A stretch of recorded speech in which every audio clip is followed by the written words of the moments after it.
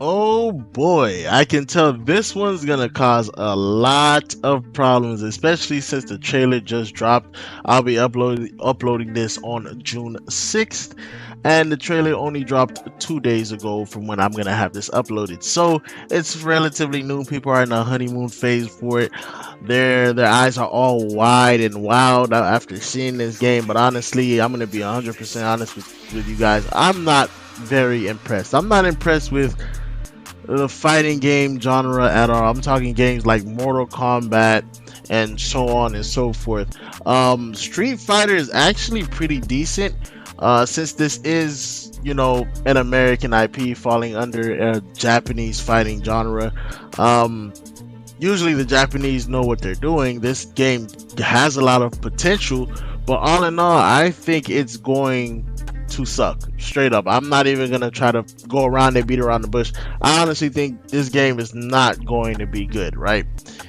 And the reason being is fighting games, especially nowadays, they tend to lack a lot of depth, right?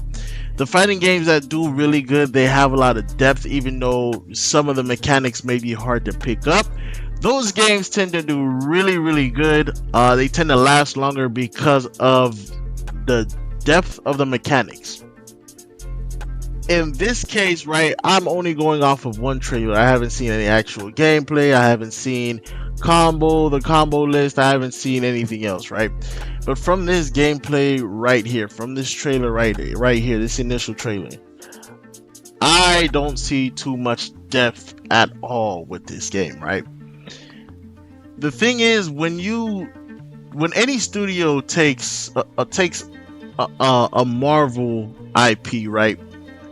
Fans are expecting a lot of depth with the characters, a lot of move sets, a lot of abilities. They want to see a lot going on with the character, because honestly, the people who made the characters, Stan Lee and his co-creators, they have a lot going on with the characters. The characters can do a lot. They have a lot of abilities, a lot of powers, and quite frankly, you guys are gonna hear this word a lot. Those characters have so much depth. They can do so much within their stories, right?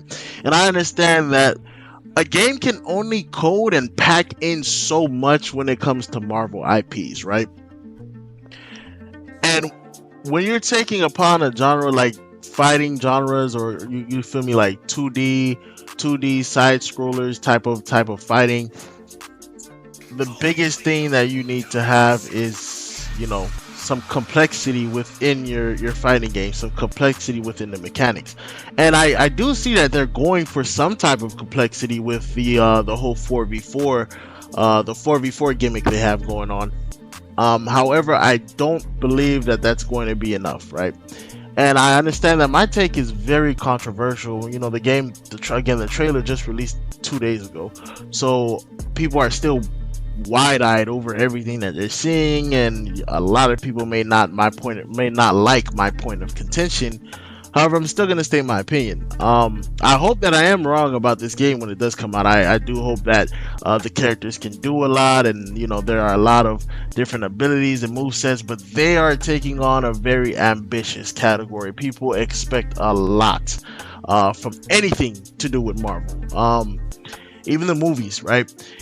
We see that the characters they're able to do a lot within the movies. Like, they're able to show off their abilities, their intelligence, their weak points, their strong points, a lot within the movies, and even some of the shows, right? And I noticed that some of the shows in the movies that don't have the characters, using their abilities, using their powers, and really showing off, the power creep that some of these characters may have, those things tend not to do well at all. Take the Avengers game, for example, right? That game was absolutely fucking mediocre. It was mediocre, man. Everything was basic. All of the movesets were basic. On top of all of the other problems that the game had, right?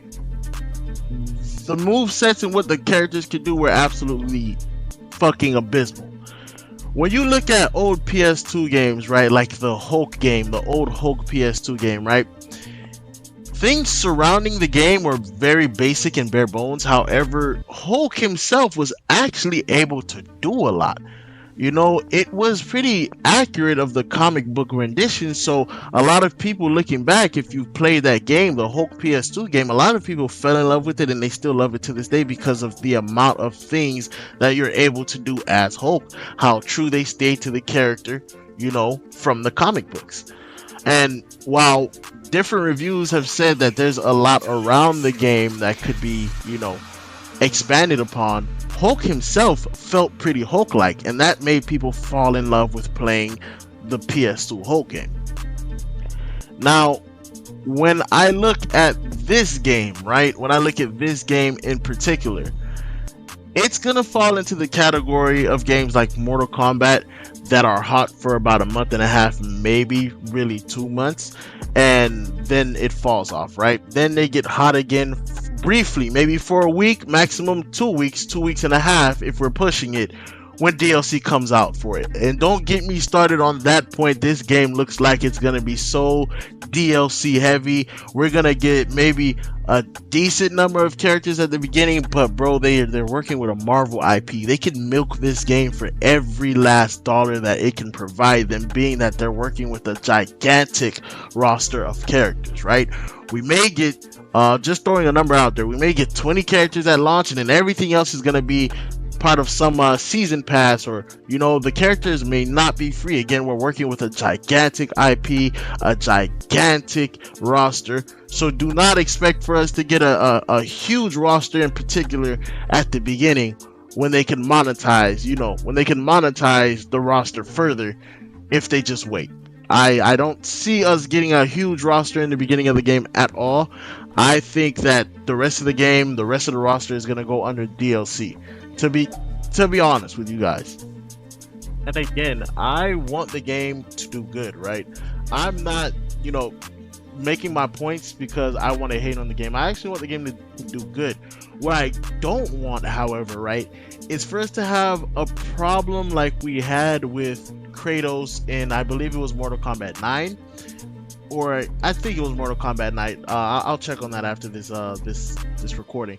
But I don't want to have a problem like we had in Mortal Kombat 9 with Kratos, when he felt like such a cookie cutter character. You know, they had all of his staple moves, and you know, all of his move sets and weapons, more or less, that you know he had in the God of War games, but it just felt like, I don't know, like they don't hit the same. Granted, we're playing two different genres of video games, you know what I mean?